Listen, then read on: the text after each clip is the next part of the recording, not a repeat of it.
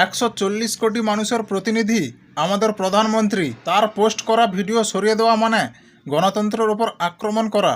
তাহলে ভারতে ফেসবুক, ইনস্টাগ্রামের মতো সমাজ মাধ্যম চালানো কঠিন হয়ে পড়বে মেটার পক্ষে। তাহলে কি ভারতে এবার বন্ধ হয়ে যাবে জনপ্রিয় সোশ্যাল মিডিয়াগুলি? যদিও ইতিমধ্যে ক্ষমা চেয়েছে মেটা, তবে কেন এটা নিয়ে আলোচনা করছি শুনুন আগে।